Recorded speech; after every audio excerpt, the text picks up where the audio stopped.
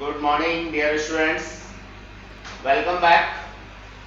आज हम लोग नया चैप्टर शुरू करने जा रहे हैं। तो dear students, at all first मैं आपके साथ में शेयर करना चाहूँगा कि इस चैप्टर के अंदर हम लोगों को क्या पढ़ना है और क्या इसकी इम्पोर्टेंस है।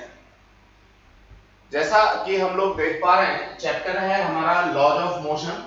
डियर स्टूडेंट्स, एक बात ध्यान रखें, फिजिक्स में सारी की सारी चीजें एक के बाद एक दूसरे से जुड़ी हुई हैं। नो डाउट जो हम ये चैप्टर्स कर रहे हैं, जैसे हम लोगों ने डायनामिक्स किया, डायनामिक्स के अंदर हम लोगों ने वेक्टर्स किया, वेक्टर अलजेब्रा किया, स्केलर्स के बारे में पढ़ा। इन सब चीजों की जरूरत हम लोगों को पूरे 2 साल, जब तक आप मेरे पास हैं तब तक की बात कर रहा हूं। इसके बाद जब तक आप फिजिक्स पढ़ेंगे, इन सारे टॉपिक्स की जरूरत आप लोगों को होगी। वैसा ही एक टॉपिक है लॉज ऑफ मोशन। ये भी हम लोग जब तक फिजिक्स पढ़ेंगे, चाहे हम लोगों को मैग्नेटिज्म पढ़ना हो या व्हाटएवर सो, हम लोगों को इलेक्ट्रोस्टैटिक्स पढ़ना हो, इवन दैट न्यूक्लियर फिजिक्स पढ़नी हो, हमें इन सारे टॉपिक्स की जरूरत हमेशा होती है। बिल्कुल ऐसे समझ सकते हैं जैसे हम लोगों ने बचपन में एबीसीडी पढ़ी थी। एबीसीडी को लेकर के हम लोगों ने वर्ड्स बनाना सीखा, वर्ड्स को लेकर के हम लोगों ने सेंटेंस बनाना सीखा, व्हाटएवर सो, हम लोगों ने ऐसे लिखना सीख लिया। इसी तरीके से जो भी कुछ हम लोग पढ़ते चले आ रहे हैं, उन सब चीजों की जरूरत आगे आने वाली फिजिक्स में होगी। तो इनके बिना आगे की फिजिक्स को चला पाना थोड़ा मुश्किल काम होता है डियर स्टूडेंट्स, इसलिए हमें ध्यान से इन सब चीजों को देखना है। नो डाउट अगेन एक इंपॉर्टेंट कॉन्सेप्ट है, वेटेज भी इसकी यहां भी ठीक है, आगे आने वाली फिजिक्स में भी बहुत जरूरत इसकी होगी। That is laws of motion. Dear students, laws of motion नाम से ही पता लग रहा है, कोई बॉडी जब मोशन में होती है तो उसमें कौन कौन से लॉज हमारे काम करते हैं, किस तरीके से हम उसके मोशन को डिस्क्राइब कर सकते हैं, ये हमें इसके अंदर पढ़ना होगा। डायनामिक्स का पार्ट है, डायनामिक्स का पार्ट है डियर स्टूडेंट्स। हम लोगों ने नो डाउट स्टैटिक्स में पढ़ा था बॉडीज के मोशन के बारे में, लेकिन उस कॉज को नहीं डिस्कस किया था जिस कॉज की वजह से बॉडी मोशन में थी। यहां हम लोगों को उस कॉज को भी कंसीडर करना है जिसकी वजह से बॉडी मोशन में होगी, इसलिए हम लोग इसको डायनामिक्स के अंदर प्लेस करेंगे। लॉज ऑफ मोशन ऑलमोस्ट हमारा 14 पीरियड्स में कंप्लीट हो जाता है, और इसकी वेटेज की बात करें तो सीबीएसई के अकॉर्डिंग ये 7 मार्क्स की है आउट ऑफ 70, यानी 10% की वेटेज इसकी है। ये तो हो गई एक्चुअल वेटेज, लेकिन अगर मैं बात करता हूं इसकी वर्चुअल वेटेज की, तो ये सब चीजें हम लोगों को आगे आने वाली फिजिक्स में जरूरत पड़ेगी। यानी इस चैप्टर के बिना आगे की फिजिक्स को कंटिन्यू करना पॉसिबल ही नहीं है, इसलिए हम लोगों को इसकी वेटेज को समझ लेना चाहिए, चीजों को देखना चाहिए। जहां तक सिलेबस की बात है डियर स्टूडेंट्स, तो देखिए सिलेबस में क्या है, हम लोगों को फोर्स का कॉन्सेप्ट यहां पे पढ़ना है, इनर्शिया क्या होता है ये पढ़ना है, न्यूटन्स के फर्स्ट लॉ की बात हम लोगों को करनी है, मोमेंटम क्या होता है ये बात हम लोगों को यहां पे पढ़नी है। Then after Newton second law को हम लोगों को पढ़ना है, सेकंड लॉ पे बेस्ड हम लोगों को इंपल्स के बारे में बात करनी होगी, थर्ड लॉ एक्शन रिएक्शन के बारे में पढ़ना होगा। देन आफ्टर हम लोग कंजर्वेशन ऑफ लीनियर मोमेंटम की बात करेंगे, इसके एप्लीकेशंस की बात करेंगे, कई सारे एग्जांपल्स हम लोगों को मिलेंगे। फिर हम लोगों को एक टॉपिक मिलेगा फोर्सेस के इक्विलिब्रियम का कॉन्सेप्ट। किसी बॉडी के ऊपर बहुत सारे फोर्स लग रहे हैं, लेकिन वो सारे के सारे अगर इक्विलिब्रियम में हैं, तो ऐसी स्थिति में नो डाउट बॉडी की क्या पोजीशन होती है, किस तरह से हम उसको डिस्क्राइब करते हैं, ये बात हम लोगों को इक्विलिब्रियम ऑफ कॉन्करेंट, कॉन्करेंट का मतलब एक ही पॉइंट पर या एक ही बॉडी पर लगने वाले forces. Then after dear students हम लोग बात करेंगे regarding to static and kinetic friction. देखिए फ्रिक्शन क्या है, बेसिकली एक ड्रैगिंग फोर्स है जो किसी भी मोशन को अपोज करता है, उसके बारे में पढ़ेंगे। फ्रिक्शन हमारा अगर बॉडी कोई रोल कर रही है उसके अंदर है तो हम लोग उसको रोलिंग फ्रिक्शन के नाम से जानते हैं, रोलिंग फ्रिक्शन के बारे में पढ़ेंगे।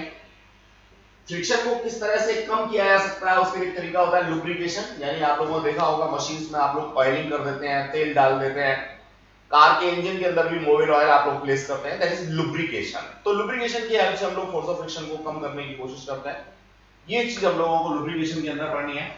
फिर डायनामिक्स, देखिए अभी हम लोगों ने ऊपर बात की थी, basically it is a part of dynamics. तो again dynamics of uniform circular motion. अभी अगर हम लोग देखें तो प्रीवियस क्लासेस में हम लोग सर्कुलर मोशन के बारे में ही पढ़ रहे थे, तो ब्रीफिंग हम लोगों ने वहां पे कर ली थी। इवन दैट सर्कुलर मोशन के बारे में कुछ चीजें हम लोगों ने जान ली थी, लेकिन सर्कुलर मोशन के अंदर वो कॉज क्या है, जिन कॉज की वजह से सर्कुलर मोशन हो रहा है, वो हमें यहाँ पे पढ़नी है। आप बिल्कुल ऐसे मान सकते हैं, पिछली यूनिट अगर हमारी काइनेमेटिक्स थी तो ये डायनामिक्स है। डायनामिक्स यानी हमें बॉडी का मोशन तो पढ़ना है, लेकिन साथ में ये भी देखना है कि बॉडी का मोशन हो क्यों रहा है। डायनामिक्स सेंटीमीटर फोर्स आपको याद होगा, पिछली क्लासेस में हम लोगों ने डिस्कस किया था। किसी भी सर्कुलर मोशन में सेंटर की तरफ लगने वाले फोर्स को सेंटीपीटल फोर्स हम लोग कहते हैं। हम लोग इसके बाद में सर्कुलर मोशन के कुछ एग्जांपल्स की बात करेंगे। व्हीकल्स हमारे किसी मोड़ पर क्यों अंदर की तरफ झुकते हैं, या हम किसी मोड़ की ऊपर वाली चीज को हम लोग क्यों उठाते हैं, जैसे हम लोग बैंकिंग ऑफ रोड के नाम से जानते हैं। तो डियर स्टूडेंट्स, ये हमारा एक कॉन्सेप्ट था regarding two vehicles on bank road का। अब इससे रिलेटेड एक्सपेरिमेंट्स की बात हम लोग करेंगे। इस पहले आप लोग देख लीजिएगा, मैं इसको सही कर देता हूं यहां से।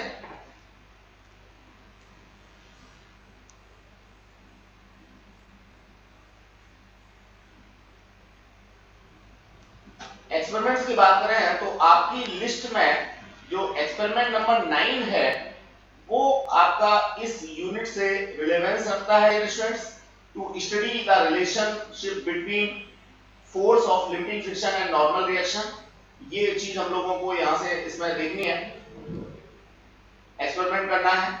Coefficient of friction find out करना है हम लोगों को। एक्सपेरिमेंट नंबर 10 जो आप लोगों की लिस्ट में है, to find the downward force along in incline plane acting on a roller due to gravitational pull. ये बात हम लोगों को लैब में जाकर के सीखनी है। यहाँ एक ग्राफ हम लोगों को प्लॉट करना होता है फोर्स और साइन थीटा के बीच में। तो ये चीज जब हम लैब में जाएंगे तो आपको समझाएंगे। एक्टिविटीज जिनका रिकॉर्ड हम लोगों को रखना होता है, परफॉर्म करनी होती है। दो एक्टिविटी हमारी यहाँ पे है। Activity number 4, to measure the force of limiting friction for a rolling और roller on the horizontal plane, as well as दूसरी है to study the conservation of energy of a ball rolling down on an inclined plane using double inclined plane. तो ये हमारा इसका syllabus है dear students, जो हमें लैब में एज वेल एज यहाँ पे करना है। तो मैं समझता हूँ काफी यूजफुल ये यूनिट हमारी हो जाती है। डियर स्टूडेंट्स, अब मैं कंटेंट की बात करता हूँ। तो लॉज ऑफ मोशन में सबसे पहला कॉन्सेप्ट जो हमारा है that is force. Dear students, force क्या है? देखिए, छोटी क्लासों से ही हम लोग पढ़ते आ रहे हैं। फोर्स इज ए पुल और पुश। हम किसी बॉडी को पुश करते हैं या पुल करते हैं तो हम लोग कहते हैं फोर्स है। लेकिन फोर्स की कैरेक्टरिस्टिक्स क्या है? ये या तो किसी बॉडी की पोजीशन में चेंजेस ले आए या लाने की कोशिश करे। हमने किसी बॉडी के ऊपर फोर्स लगाया और बॉडी अपनी पोजीशन से शिफ्ट नहीं हुई, तो इसका मतलब ये नहीं कि फोर्स नहीं लगा। फोर्स तो लगा, एटलीस्ट टेंडेंसी थी बॉडी की पोजीशन को चेंज करने की। तो हम लोग यहाँ जब फोर्स को डिफाइन करेंगे तो दो चीजें ध्यान से, या तो ये चेंज कर दे या टेंडेंसी रखे to change the state of rest और यूनिफॉर्म मोशन। अगर बॉडी पहले से रेस्ट में है तो उसको मोशन में ले आए, या मोशन में है तो उसकी भी स्टेट को चेंज कर दे, या तो मोशन में स्पीड को और फास्ट कर दे, स्लो कर दे, रोक दे, यानी कोई ना कोई एक्शन लेके अगर आ जाए तो हम लोग उसको कहते हैं क्या? फोर्स।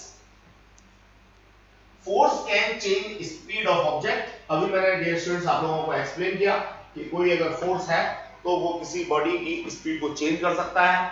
अगर अपोजिट डायरेक्शन में हमने अप्लाई किया तो स्पीड को कम कर देगा, ऑब्वियस है। और अगर हम लोगों ने फॉरवर्ड डायरेक्शन में यूज किया तो स्पीड को अप कर देगा। Even that force can change the shape of object, force can change the direction of motion of object. तो डियर स्टूडेंट्स, ये फोर्स के बारे में बात थी, ये क्या क्या कर सकता है। इसके बाद हम लोग बात करना चाहेंगे लेकर के फोर्स को ही। तो ये है हमारा कॉन्सेप्ट किसका?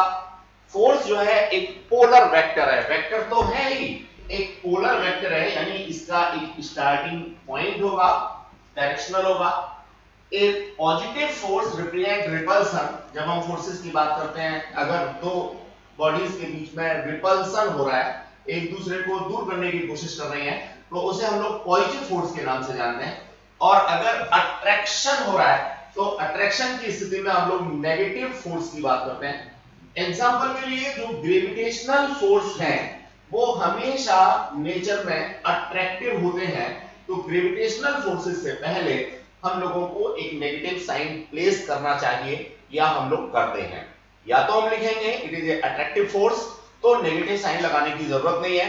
अगर हमने सिर्फ मैथमेटिक्स की फॉर्म में ही या मैथमेटिकल लैंग्वेज में ही लिखा है किसी फोर्स को, अट्रैक्शन या रिपल्सन नहीं दिया है, तो वहां माइनस या प्लस का साइन लगाना हमारे लिए नेसेसरी होता है डियर स्टूडेंट्स।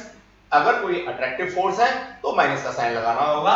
जैसे ग्रेविटेशनल फोर्स को मैं रिप्रेजेंट करना चाहूं तो F equals to minus G m1 m2 over r square. Dear student, that is the concept. ये मेरा स्केलर नोटेशन है। वेक्टर नोटेशन करूंगा तब भी मैं यहां पे वेक्टर लगाऊंगा और यहां पे मैं r कैप लिखूंगा, जो कहीं ना कहीं इस r की डायरेक्शन के बारे में बात करता है। तो ये कॉन्सेप्ट था हमारा, जो फोर्स है उसके आगे कब हम प्लस लगाएंगे, कब हम माइनस लगाएंगे। Then after in SI unit, देखिए जो फोर्स की यूनिट्स हैं वो दो तरह की होती हैं, एक होती है एब्सोल्यूट यूनिट और दूसरी होती है हमारी ग्रेविटेशनल यूनिट डियर स्टूडेंट्स। तो एब्सोल्यूट यूनिट्स वो होती हैं जिनमें हमें ग्रेविटेशनल एक्सेलरेशन को बेसिस में कहीं भी कंसीडर नहीं करना होता, यानी हम विदाउट जी एक्सप्लेन कर सकते हैं। हमें जो ग्रेविटेशनल एक्सेलरेशन है उसको यूनिट के अंदर कहीं भी इंक्लूड नहीं करना होता, तो उस तरह की यूनिट्स को हम लोग एब्सोल्यूट यूनिट्स के नाम से जानते हैं। तो बच्चों ऐसा ही सिस्टम में फोर्स की एब्सोल्यूट यूनिट है न्यूटन। साइंटिस्ट है न्यूटन, लेकिन जब हम लिखेंगे तो स्मॉल n से ही शुरू करेंगे, लेकिन जब हम लोग इसका रिप्रेजेंटेशन देंगे तो कैपिटल N से देंगे। 1 न्यूटन इक्वल्स टू हमारा होगा 1 kilogram multiplied bye 1 metre per second. Dear students, कहां से निकाला? F इक्वल्स टू, जनरल सा फॉर्मूला बहुत दिनों से पढ़ते आ रहे हैं, मास इनटू एक्सेलरेशन। अगर मैं 1 किलोग्राम मास ले लूं और 1 मीटर पर सेकंड स्क्वायर का एक्सेलरेशन ले लूं, दोनों को आपस में मल्टीप्लाई करूं तो मुझे 1 न्यूटन फोर्स मिलेगा, और 1 न्यूटन फोर्स को मैं एक्सपेंड करके लिख सकता हूं 1 kilogram metre per second square. तो that is the concept regarding to SI, absolute unit of force. तो एब्सोल्यूट यूनिट अपने एसआई में इसकी पढ़ ली। अब मैं बात करना चाहूंगा डियर स्टूडेंट सीजीएस के अंदर। सीजीएस में भी एसआई यूनिट, सीजीएस में भी हम लोग एब्सोल्यूट यूनिट की बात करेंगे। बड़ा सिंपल सा है। देखिए स्टूडेंट्स, क्या है सीजीएस में जब हम लोग बात करते हैं तो सारी की सारी यूनिट्स को सीजीएस के अंदर हम लोगों को कंसीडर करना होता है। Exactly dine. देखिए डाइन जो है कोई साइंटिस्ट नहीं है, तो जब हम लोग डाइन का सिंबल रिप्रेजेंटेशन देते हैं तब भी पूरा ही डाइन लिखते हैं, स्मॉल से शुरू करते हैं। That is 1 gram multiplied by 1 centimetre पर सेकंड स्क्वायर। देखिए ये मास की यूनिट है सीजीएस यूनिट सिस्टम में, ये स्पीड की यूनिट, एक्सेलरेशन की यूनिट है सीजीएस यूनिट सिस्टम में। इस तरह से 1 टाइम जो है वो सीजीएस यूनिट सिस्टम में एब्सोल्यूट यूनिट है किसकी? फोर्स की, और ये होती है हमारी 1 ग्राम सेंटीमीटर पर सेकंड स्क्वायर। डियर स्टूडेंट्स, इनका कैलिब्रेशन भी आपको आना चाहिए। याद होगा जब हम लोगों ने यूज ऑफ डायमेंशन एनालिसिस किया था तो वहां हमने 1 न्यूटन को डाइन में कन्वर्ट करके दिखाया था, और 1 न्यूटन जो है वो 10⁵ डाइन के बराबर होता है। ऐसा हम लोग जानते हैं और हम लोगों को याद भी रखना चाहिए, कभी भी जरूरत पड़े तो ये कैलिब्रेशन हम लोगों को आना चाहिए। Dear students, then after gravitational units of force, जैसा अभी मैं डिस्कस कर रहा था, फोर्स को बताने के लिए, फोर्स को एक्सप्लेन करने के लिए, फोर्स को मेजर करने के लिए अगर ग्रेविटेशनल एक्सेलरेशन की जरूरत मुझे नहीं होती है, ग्रेविटेशनल एक्सेलरेशन को मैं कंसीडरेशन में लेता हूं, तो उस तरह की यूनिट्स को मैं ग्रेविटेशनल यूनिट्स ऑफ फोर्स के नाम से जानता हूं। यहां अगेन हम लोग बात करेंगे तो देखिए बड़ा मजेदार सा कॉन्सेप्ट मिलेगा। हम एक्सेलरेशन ए जो लिया था उसको ग्रेविटेशनल एक्सेलरेशन के साथ में रिप्लेस कर देंगे, और जैसे ही हम ग्रेविटेशनल एक्सेलरेशन के साथ रिप्लेस करेंगे तो हम लोगों को बड़े मजेदार से कॉन्सेप्ट मिलेंगे। डियर स्टूडेंट्स, देखिए क्या है, जरा समझने की कोशिश करते हैं। मैंने अभी लिखा था force equals to m into a। अगर ये एक्सेलरेशन ड्यू टू ग्रेविटी हो, यानी एक्सेलरेशन के पीछे कॉज ग्रेविटी हो, तो मैं इसको mg लिख सकता हूं। अब मैं क्या करूंगा, इस g को एज इट इज रहने दूंगा, बस मास को यहां पे कन्वर्ट करूंगा या मास की यूनिट प्लेस करूंगा तो जो भी मुझे कंबाइंड फॉर्म में यूनिट मिलेगी मैं उसे ग्रेविटेशनल यूनिट ऑफ फोर्स कहूंगा। यहां देखिए डियर स्टूडेंट्स, केजी वेट, मास के लिए मैंने यहां पे केजी लिखा और ग्रेविटेशनल एक्सीलरेशन की जगह पर मैंने डब्ल्यूपी वेट लिखा। तो ये कॉन्सेप्ट आ गया। अगर मैं इसको देखता हूं तो इसको मैं 1 kg F भी लिख सकता हूं। 1 kg stand for mass, F stand for gravitational acceleration. मैंने यहां वैल्यू डाल दी, F की कितनी 9.8 मीटर पर सेकंड स्क्वायर। तो अब मेरे पास ये हो गया 1 kilogram multiplied by 9.8 metre per second square, that is equals to 9.8 newton. तो exactly it is a relation between gravitational unit of force and absolute unit of force. ये SI system में हम लोगों ने दिया। सेम कॉन्सेप्ट हम लोग CGS system में भी दे सकते हैं। यहां हमारा KGF आ रहा था, वहां पे हम लोगों का GF आएगा। G stand for gravitational, G stand for gram and F stand for gravitational acceleration in CGS unit system. इसको हम लोग ग्राम वेट के नाम से भी जानते हैं। तो डियर स्टूडेंट्स यहां भी हम लोग डाल देते हैं। तो देखिए F की वैल्यू यहां हम लगाएंगे 980 सेंटीमीटर पर सेकंड स्क्वायर। ये पर सेकंड स्क्वायर है डियर स्टूडेंट्स। तो इस तरह से हम लोग CGS यूनिट सिस्टम में भी ग्रेविटेशनल यूनिट मेंशन कर सकते हैं। ये कॉन्सेप्ट हम लोगों ने दिया। आई होप सो आप लोगों को समझ में आ गया होगा। ये आगे मैंने रिलेशन दे दिया, 1 gram weight equals to 1 GF equals to 980 dyne. Exactly dyne stand for unit of force in CGS system. कौन सी वाली? एब्सोल्यूट वाली। और 1 ग्राम वेट जो होगी ये कौन सी वाली यूनिट है? CGS में ग्रेविटेशनल वाली यूनिट है। तो हम जो है 4 यूनिट यहां पे पढ़ के आ रहे हैं, 2 ग्रेविटेशनल और 2 एब्सोल्यूट। अब रिलेशन की बात करें डियर स्टूडेंट्स, तो रिलेशन अभी ऊपर बात कर रहे थे 1 न्यूटन इक्वल्स टू 10⁵ डाइन, ये बात हम लोग कर चुके हैं। सिंपल सा हम लोगों ने यहां पे 1 किलोग्राम को कन्वर्ट किया है,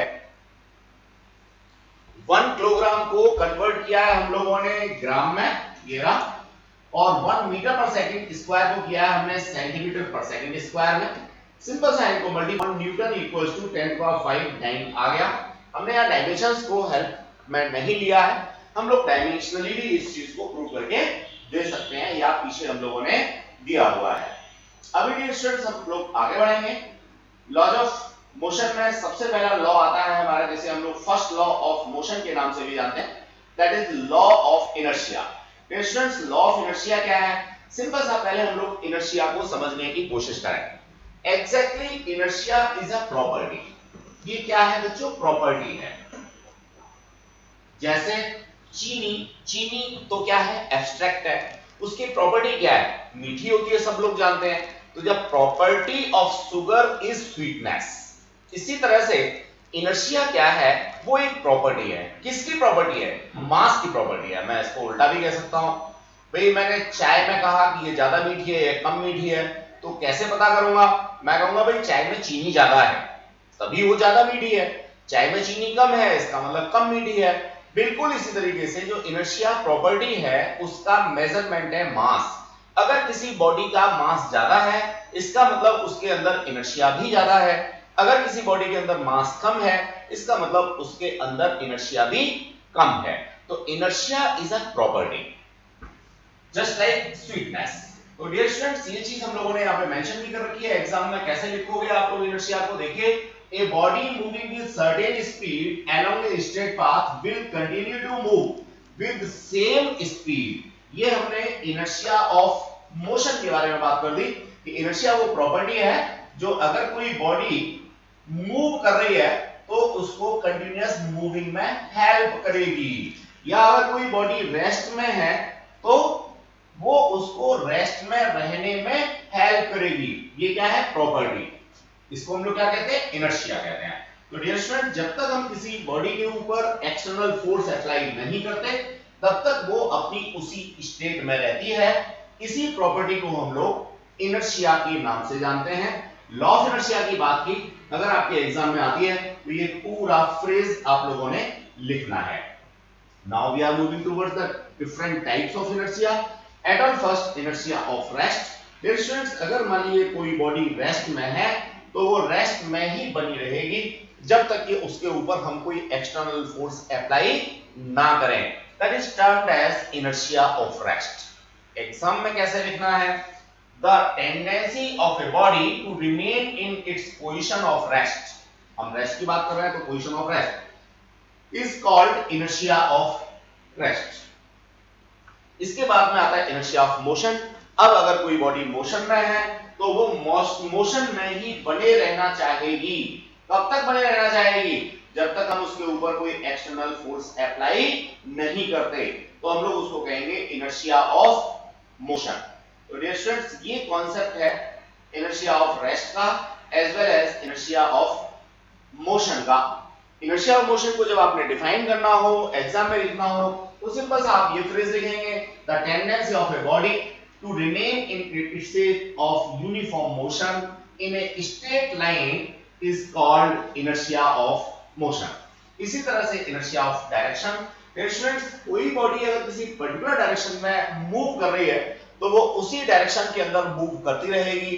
कब तक मूव करती रहेगी? जब तक कि उसके ऊपर कोई एक्सटर्नल फोर्स हम लोग अप्लाई ना करें। तो इसे हम लोग कहेंगे इनर्शिया ऑफ डायरेक्शन। आपने कभी ध्यान दिया होगा, आप मान लीजिए बाइक पे या बस में ट्रैवल कर रहे हैं और अचानक से आपकी बाइक या बस जो है किसी शार्प टर्न पे घूम जाए तो आप जो है बाहर की तरफ फेल डाउन होते हैं, बाहर की तरफ गिरते हैं। तो that is inertia of direction, क्योंकि आपकी बॉडी तो स्ट्रेट डायरेक्शन में ट्रैवल कर रही थी, अचानक से अगर वो किसी डायरेक्शन में मुड़ गई तो no doubt due to inertia of direction आपकी बॉडी उसी डायरेक्शन में चलना चाहती है, जिसकी वजह से आप बाहर की तरफ एक फोर्स एक्सपीरियंस करते हो या बाहर की तरफ फेल डाउन होते हो। That is the concept regarding to inertia of direction.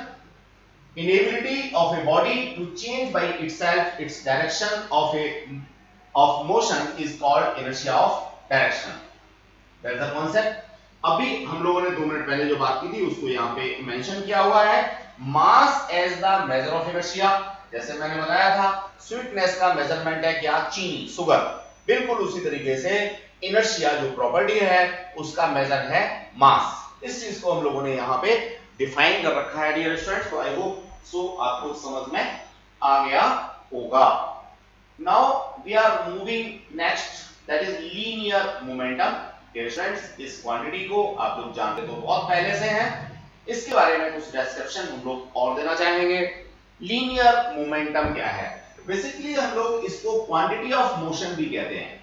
Quantity of motion. देखिए स्टूडेंट्स, किसी भी बॉडी के अंदर मास है, उसकी अपनी वेलोसिटी है। अब मास और वेलोसिटी का जो कंबाइंड इफेक्ट होगा, यानी मास और वेलोसिटी को मल्टीप्लाई करने से जो इफेक्ट मेरे को मिलेगा उसे मैं कहूंगा क्या? Linear momentum. Exactly linear momentum को हम लोग स्मॉल p से डिनोट करते हैं, वेक्टर क्वांटिटी है और ये होगा m into v के बराबर। m यहाँ स्केलर है, v वेलोसिटी है जो कि अपने आप में एक वेक्टर क्वांटिटी है। तो that is termed as linear momentum. Linear momentum आपको समझ में आ गया। एक एग्जांपल और हम लोग देते हैं। मान लीजिए 60 किलोमीटर पर आवर की स्पीड से एक स्कूटी चल रही है और 60 किलोमीटर पर आवर की स्पीड से ही एक ट्रक चल रहा है। अब मान लीजिए वो दोनों जाकर के कहीं किसी वॉल से, दीवार से जाके टकराते हैं या किसी हिल से टकराते हैं, तो नो डाउट किससे ज्यादा इफेक्ट होगा? ऑब्वियस है, सब बच्चे कहेंगे ट्रक से ज्यादा इफेक्ट होगा। लेकिन बच्चों, वेलोसिटी तो दोनों की सेम थी। हाँ बिल्कुल, वेलोसिटी सेम थी, लेकिन वेलोसिटी सेम होने के साथ साथ उनके मासेस जो थे वो डिफर थे। इसलिए उनमें जो क्वांटिटी ऑफ मोशन था या जिसको हम लोग लीनियर मोमेंटम कह रहे हैं, वो ट्रक के अंदर ज्यादा था और स्कूटी के अंदर कम था। तो क्वांटिटी ऑफ मोशन या लीनियर मोमेंटम एक नई क्वांटिटी हम लोगों को यहां से मास और वेलोसिटी को मल्टीप्लाई करने से मिल गई। इसी चीज को डियर स्टूडेंट्स हम लोगों ने यहाँ पे मेंशन कर रखा है। अब इसकी यूनिट की बात करें तो देखिए, मास के लिए आप लोग किलोग्राम लिखेंगे, वेलोसिटी के लिए मीटर पर सेकंड लिखेंगे, तो kilogram metre per second SI system की इसकी यूनिट आप लोगों को मिल गई। बिल्कुल इसी तरीके से डायमेंशन एक्सिस की बात करेंगे, मास की डायमेंशंस डालेंगे, वेलोसिटी की डायमेंशंस डालेंगे, तो mlt-1 ये आपको लीनियर मोमेंटम की डायमेंशंस मिल जाएंगी। जितना मैंने आपको एक्सप्लेन किया उसको फर्दर यहां पे लिखा हुआ है, momentum of a body is the quantity of motion. मैंने शुरुआत ही यहां से की थी, मोमेंटम क्या होता है, क्वांटिटी ऑफ मोशन होती है। कैसे पता करते हैं, मास इनटू वेलोसिटी से पता करते हैं। तो डियर स्टूडेंट्स, नई क्वांटिटी है, जब भी कोई नई क्वांटिटी आए तो उसके बारे में हम लोगों को समझना चाहिए कि वो स्केलर है या वेक्टर है। वेक्टर है तो डायरेक्शन कैसे देंगे हम लोग, फॉर्मूला क्या होगा। अब यहाँ थोड़ा सा और आगे हम लोग देखने की कोशिश करेंगे। P = mv। मान लीजिए दो बॉडी है मेरे पास, सेम मास की है, वेलोसिटी अलग-अलग होती है, तो P1 फर्स्ट स्टेज में मोमेंटम होगा m1v1, सेकंड स्टेज में होगा m2v2। अगर मैं इनके रिलेशन की बात करूं तो P1/P2 = m1v1/m2। यहां से मास सेम है, एक ही बॉडी है, दैट इज v/v1/v2। यानी कि जो किसी भी बॉडी का मोमेंटम है, अगर मास कांस्टेंट है तो उसकी वेलोसिटी के डायरेक्टली प्रोपोर्शनल होगा। ज्यादा वेलोसिटी ज्यादा momentum, that is the concept dear students. अब हम लोग आगे बढ़ते हैं, बड़े इंपॉर्टेंट ग्राफ हैं। देखिए इन ग्राफ्स को मैं एक्सप्लेन करूंगा। जब हम लोगों ने पहले ग्राफिकल रिप्रेजेंटेशन की बात की थी तो काफी कुछ उसमें समझाया था। अगेन फिर यहाँ पे हम लोगों को ग्राफ के बारे में बात करनी है, एक इंपॉर्टेंट एस्पेक्ट है, मुझे पढ़ लेना चाहिए। डियर स्टूडेंट्स, मैंने सबसे पहले यहाँ पे फॉर्मूला लिखा P = mv। मैं ग्राफिकल रिप्रेजेंटेशन की बात कर रहा हूँ, वेक्टर नोटेशन नहीं दे रहा हूँ। अब यहाँ जब भी मैं ग्राफ प्लॉट करूंगा तो किसी एक क्वांटिटी को मैं पहले कांस्टेंट करूंगा, दो क्वांटिटी के बीच में ग्राफ प्लॉट करूंगा। तीन क्वांटिटी के बीच में graph at A time plot नहीं किया जा सकता। फिर उसके लिए थ्री डायमेंशनल ग्राफ्स की बात आती है, जो हमारे अभी सिलेबस में नहीं है, हम लोग आगे पढ़ाएंगे कभी किसी क्लास में जाके। यहाँ टू डायमेंशनल ग्राफ है, दो ही एक्सिस एट ए टाइम हम लोगों को कंसीडरेशन में लेना है, तो दो ही क्वांटिटी के बीच में रिलेशन होना चाहिए। तीसरी क्वांटिटी अगर फॉर्मूले में है तो उसको हम लोग कांस्टेंट करेंगे। एट ऑन फर्स्ट हमने यहाँ पे मास को कांस्टेंट किया है, यहाँ पे लिखा भी है। मास को कांस्टेंट किया तो देखो बच्चों, P is directly proportional to V। यानी अगर P बढ़ेगा तो V बढ़ेगा, P कम होगा तो V कम होगा, या V कम होगा तो P कम होगा। इस रिलेशन को दिखाने के लिए एक स्ट्रेट लाइन ग्राफ हम लोगों को मिलता है। इसका स्लोप हमेशा कैसा रहता है डियर स्टूडेंट्स, कांस्टेंट रहता है। ये हम पहले भी पढ़ चुके हैं। अब यहां हम लोग cos को x एक्सिस पे यानी हॉरिजॉन्टल एक्सिस पे लेते हैं, जो इफेक्ट है उसको y एक्सिस पे यानी वर्टिकल एक्सिस पे लेते हैं। तो वेलोसिटी इज अ cos, तो हम लोगों ने इसको x एक्सिस पे ले लिया, हॉरिजॉन्टल पे ले लिया। उसके करस्पॉन्डिंग p मेरा बढ़ेगा या कम होगा तो मैंने y एक्सिस पे ले लिया। इस तरह से अगर मैं वेलोसिटी एंड मोमेंटम के बीच में ग्राफ प्लॉट करता हूं, कीपिंग मास कांस्टेंट, ये बात ध्यान रखनी है, कीपिंग मास कांस्टेंट, तो it must be A straight line. अब डियर स्टूडेंट्स, अगर मैं यहां से tan थीटा निकालने लगूं तो tan थीटा क्या होता है, परपेंडिकुलर ओवर बेस। परपेंडिकुलर क्या है, यहां पे मोमेंटम है, बेस क्या है, वेलोसिटी है। जरा यहां से देखो बच्चों, यहां से क्या रिप्रेजेंटेशन मिलता है, P/V रिप्रेजेंटेशन मिलता है, मास। यानी इस ग्राफ के अंदर जो tan थीटा होगा, जिसको मैं स्लोप भी कहता हूं, वो P/V को रिप्रेजेंट करेगा, और P/V जो है वो मास को रिप्रेजेंट कर रहा है। तो अगर मुझे इस ग्राफ से मास निकालना हो तो मैं इसका क्या करूंगा, स्लोप फाइंड आउट करूंगा। डियर स्टूडेंट्स, रूट मेमोरी में नहीं जाना है, स्लोप तो हमने कह दिया, लेकिन ध्यान रखिए स्लोप में वेलोसिटी आपका x एक्सिस पे होना चाहिए, मोमेंटम आपका y एक्सिस पे होना चाहिए, तभी इसका स्लोप आपको मास प्रोवाइड करेगा, अदरवाइज तो नहीं। डियर स्टूडेंट्स, सेकंड ग्राफ की बात हम लोग करना चाहेंगे। देखिए सेकंड ग्राफ में हम लोगों ने वेलोसिटी को कांस्टेंट किया है, तो यहां जो मोमेंटम है वो मास के डायरेक्टली प्रोपोर्शनल होगा। मोमेंटम किसके प्रोपोर्शनल होगा, मास के प्रोपोर्शनल होगा। इस तरह से सेम थिंग हम लोगों ने v को कांस्टेंट किया, मास चूंकि कॉज है इसलिए x एक्सिस पे ले लिया, मोमेंटम चूंकि इफेक्ट है इसलिए y एक्सिस पे ले लिया। अब अगर मैं इसके स्लोप की बात करता हूं, यहां से tan थीटा की बात करता हूं, तो देखो बच्चों, ये परपेंडिकुलर क्या है, मोमेंटम है, बेस क्या है, मास है, तो यहां से P by m क्या देगा, वेलोसिटी देगा। तो मैं यहां से इस स्लोप tan थीटा को वेलोसिटी v से रिप्रेजेंट कर सकता हूं। तीसरा हमारा जो ग्राफ है वो मोमेंटम को कांस्टेंट रखते हुए है। तीन क्वांटिटी है, तीनों को हमने सीरियल वाइज क्या कर लिया, कांस्टेंट कर लिया डियर स्टूडेंट्स। देखिए अगर मैं यहां मोमेंटम को कांस्टेंट कर दूं, मोमेंटम को कांस्टेंट कर दूं तो m is inversely proportional to v। Inverse proportional जो ग्राफ होता है वो इस तरह का आता है, सब लोग जानते हैं, पहले हम लोग पढ़ चुके हैं। यहां p मैंने कांस्टेंट किया है, मोमेंटम कांस्टेंट किया है, तो ये लिखना होगा।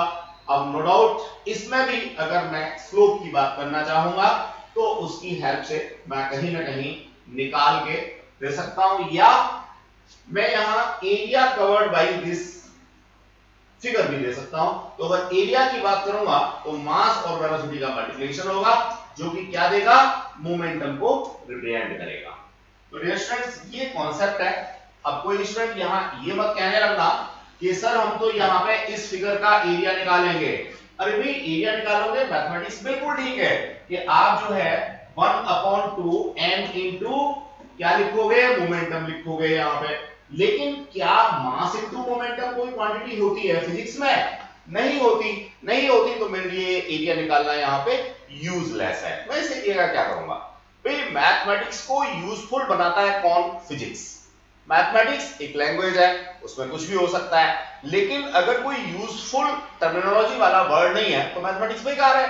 जैसे आप कोई अपने मुंह से डिफरेंट वर्ड्स को लेकर के, डिफरेंट लेटर्स को लेकर के एक वर्ड बना दो जिसका कोई मीनिंग नहीं होता, तो उससे क्या रिप्रेजेंट कर सकते हो? क्या अपने थॉट्स को रिप्रेजेंट कर सकते हो? नहीं कर सकते। बिल्कुल उसी तरीके से अगर मैं इस फिगर में एरिया फाइंड आउट करता हूं, मास और मोमेंटम को मल्टीप्लाई करता हूं, तो ये मुझे कोई भी फिजिकल क्वांटिटी नहीं देता, इसलिए यहां एरिया निकालना मेरे लिए यूजलेस है। यहां पे मेरा जो स्लोप है उसी से काम होने वाला है। आगे बढ़ते हैं डियर स्टूडेंट्स, फर्स्ट लॉ की बात करते हैं। न्यूटन्स फर्स्ट लॉ क्या कहता है? वही है law of inertia. Law of inertia हम लोग कई बार पढ़ चुके हैं, छोटी क्लासेस में भी पढ़ा है, आज फिर हम लोग रिपीटेशन में डाल रहे हैं। क्या है ये? Everybody continue in its state of rest और in uniform motion in a straight line unless it is compelled by some external force. Simple सी बात, जब तक किसी बॉडी के ऊपर कोई एक्सटर्नल फोर्स ना लगाया जाए तब तक उसकी स्टेट में कोई चेंज नहीं होता। अगर स्टेट ऑफ रेस्ट में है तो वो रेस्ट में ही रहेगी, स्टेट ऑफ मोशन में है तो वो मोशन में ही रहेगी, अगर वो स्टेट ऑफ डायरेक्शन में है तो स्टेट ऑफ डायरेक्शन में ही रहेगी। उसकी अगर स्टेट को चेंज करना है तो कोई एक्सटर्नल फोर्स अप्लाई करना ही पड़ेगा। ये है first law of inertia. Exam में अगर आपके यहाँ आता है तो आपको कैसे लिखना है, ये 3 लाइनों में हमने यहाँ डिफाइन दे रखी है, आप डायरेक्टली इसको लिख सकते हैं। अब इसका एक्सप्लेनेशन है इनएबिलिटी। एबिलिटी का उल्टा होता है इनएबिलिटी, तो उसके बेसिस पे हम लोगों ने इसको कहा। तो नो डाउट जब मैं फर्स्ट लॉ की बात करूंगा तो इसमें भी 3 पार्ट हो सकते हैं, एक रेस्ट को लेकर के, एक मोशन को लेकर के और एक डायरेक्शन को लेकर के। That is the concept regarding to first law of motion. Now dear students, second law की बात करते हैं। Second law is a key law. इसी के बेसिस पे सब कुछ है, यानी सेकंड लॉ की हेल्प से हम लोग फर्स्ट लॉ को डिफाइन कर सकते हैं, थर्ड लॉ को भी डिफाइन कर सकते हैं। सेकंड लॉ क्या है? अभी हम लोगों ने मोमेंटम पढ़ा था, मोमेंटम को ही वो यहाँ पे थोड़ा सा प्रोसीड करते हैं। वो क्या कहते हैं? The rate of change of momentum. Momentum था m into v, rate of change का मतलब या तो मैं यहां पे डेल्टा टी लिखूं या मैं इसको dt लिखूं, इसको dt ओवर dt भी लिख सकता हूं। ये very small change in momentum and very small change in time है। ये मेरा चेंज इन मोमेंटम और चेंज इन टाइम है। कंपैरेटिवली यहां ज्यादा चेंजेस हैं, बड़े चेंजेस हैं, यहां पे छोटे चेंजेस हैं। इसको मैं डिफरेंशियल फॉर्म कहता हूं और ये मेरा नॉर्मल डेफिनेशन वाला कॉन्सेप्ट है। यही है क्या? Second law of motion. वो क्या कहता है? The rate of change of momentum is force. Force की एक तरीके से डेफिनेशन है। तो ये है स्टूडेंट्स, मैं दोबारा से इसको पढ़ देता हूं। The rate of change of linear momentum of a body is directly proportional to the applied force and the change takes place in the direction of the applied force. No doubt ये जो rate of change of momentum है ये force के directly proportional होगा। मैंने directly equal लिख दिया, कोई बात नहीं, प्रोपोर्शनलिटी कांस्टेंट 1 आता है यहाँ पे, इसलिए आप डायरेक्टली लिख सकते हैं। नहीं आप डायरेक्टली प्रोपोर्शनल लिखिए, बाद में आप एक्सपेरिमेंटली प्रोपोर्शनलिटी कांस्टेंट को 1 बता सकते हैं।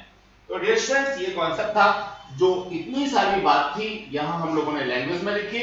मैथमेटिकल फॉर्म में ये लास्ट में है, F is directly proportional to ma लिख सकते हैं या delta m over delta b लिख सकते हैं। इसका एलोब्रेशन मैं कर देता हूं।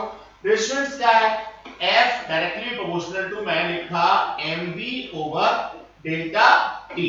अब अगर मैं यहां से change in velocity upon change in time लिखता हूं तो that is acceleration, hence why I may write it here ma।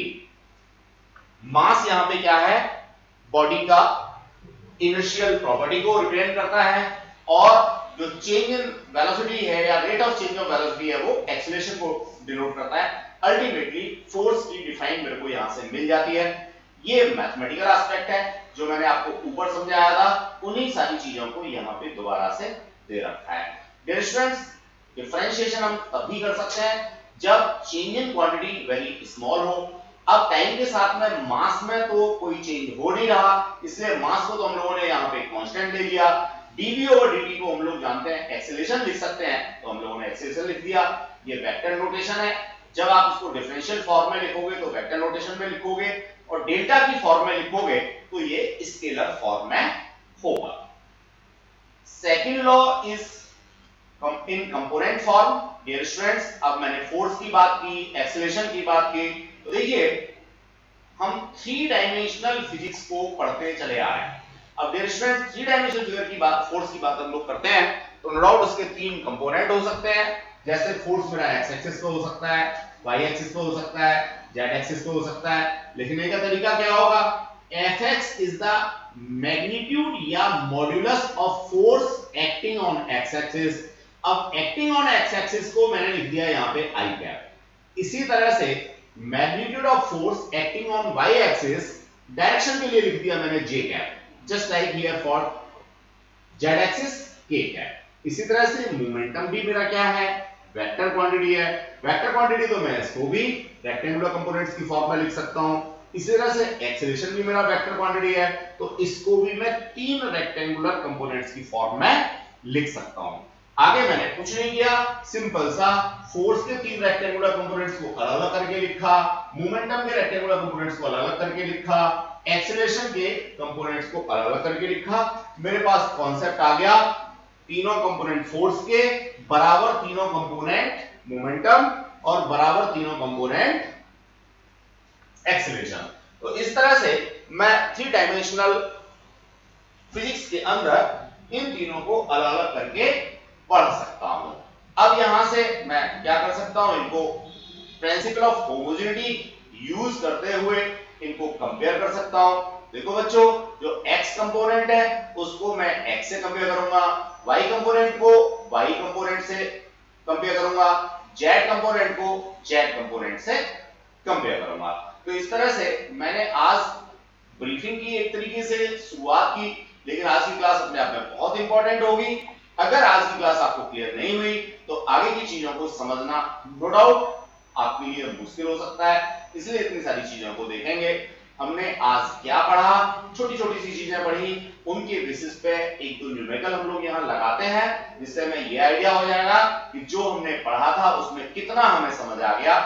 अगर न्यूमेरिकल हो गया इसका मतलब हमें यहाँ तक समझ आ गया, और अगर न्यूमेरिकल हमारा नहीं हुआ इसका मतलब कहीं अभी गड़बड़ है। कहीं गड़बड़ है तो उसके लिए हमें क्या करना होगा, फिर दोबारा से कॉन्सेप्ट को पढ़ना होगा।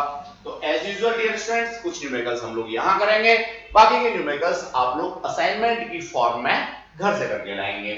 देखिए एग्जांपल नंबर 1 क्या है, a bullet of mass 0.04 kilogram.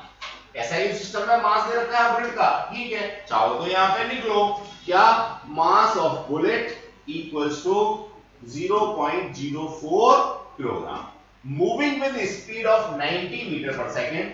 जो बुलेट की स्पीड है इसको मैं कह सकता हूं क्या, speed of bullet that is equals to what, 90 metre per second enters a heavy wooden block stops after a distance of 60 centimeter। enters का मतलब वुडन ब्लॉक के अंदर ये एम्बेडेड है, यानी उसके अंदर चली गई है। वो कहता है what is the average resistive force exerted by the block by the bullet। वो क्या रहा है, वो ये कुछ ऐसे रहा है, ये मेरे पास कोई बुलेट है, ये बुलेट मास इसका ये वाला है, स्पीड इसकी ये वाली है, यहां पे कोई मेरे पास वुडन ब्लॉक रखा हुआ है, इस वुडन ब्लॉक की मास यहां पे कुछ नहीं दे रखी, कोई बात नहीं। तो क्या होता है, ये बुलेट इसके अंदर जाती है और कितना 60 सेंटीमीटर एंटर करने के बाद रुकती है। तो इस 60 सेंटीमीटर को मुझे 60 इंटू 10 टू पावर -2 मीटर लिखना होगा। ठीक है, देखो कितना आसान सा काम है, मेरे पास कॉन्सेप्ट क्लियर है। यहां पे फाइनल वेलोसिटी क्या हो जाएगी डियर स्टूडेंट्स, 0 हो जाएगी। बस मुझे एक्सीलरेशन निकालना है, इनिशियल वेलोसिटी मेरे पास है, फाइनल वेलोसिटी मेरे पास है, मास मेरे पास है, सारे के सारे पैरामीटर्स मेरे पास हैं। अब इन पैरामीटर्स को मैं यूज करता हूं और बड़े आराम से मेरा आंसर निकल के आ जाता है। एग्जाम में कैसे लिखना है जरा देखिए, सिंपल सा मैंने डाल दिया, पहले पैरामीटर सारे लिख दिए, फिर यहाँ पे final velocity, initial velocity and distance, इन सबको लेकर के मेरी सबसे कॉम्पैक्टेबल जो इक्वेशन ऑफ मोशन है वो थर्ड है, जो है v square minus u square equals to 2as। Students इस इक्वेशन को मैंने इसमें यूज किया। फाइनल वेलोसिटी 0 है, मैंने 0 प्लेस कर दिया, इनिशियल वेलोसिटी 90 थी, प्लेस कर दिया, एक्सीलरेशन मुझे निकालना है और जो स्टॉपिंग डिस्टेंस है वो 60 सेंटीमीटर है, मैंने यहां पे प्लेस किया। मेरे को माइनस का साइन इस बात को डिनोट कर रहा है कि रिटार्डिंग कॉन्सेप्ट है, तो रिटार्डेशन लिखूं या माइनस के साइन के साथ लिखूं, बात एक ही है। रिटार्डेशन मेरा निकल के आ गया। अब फोर्स निकालना है तो force equals to m into a होता है, यहां से मैंने मास को रिटार्डेशन के साथ में मल्टीप्लाई किया तो फोर्स मेरा निकल के आ गया। बड़ा आसान सा कॉन्सेप्ट। अब देखिए, जिन बच्चों ने इक्वेशंस ऑफ मोशन को सही तरीके से नहीं कर रखा, नो डाउट उनके लिए एक मुश्किल काम ये हो सकता है, लेकिन जिन लोगों को इक्वेशन ऑफ मोशन आती है उन लोगों के लिए बड़ा आसान सा कॉन्सेप्ट है। फिलॉसफी मैंने क्वेश्चन की दे दी, इसी तरह से आप आगे क्वेश्चंस को लगा करके देखेंगे। अगर आपसे कोई क्वेश्चन नहीं बनता तो आप या तो व्हाट्सएप करेंगे मेरे को या इंडिविजुअली आकर के डिस्कस करेंगे। सॉल्यूशन सबके हम लोगों ने यहाँ पे दे रखे हैं। आई होप सो आपको इतना कॉन्सेप्ट समझ में आ गया होगा। आगे की बातें करेंगे हम लोग नेक्स्ट क्लास में। Thanks a lot dear students. Assignment की फॉर्म में रिमेनिंग क्वेश्चंस को आप लोग अपने आप से लगाने की कोशिश करेंगे।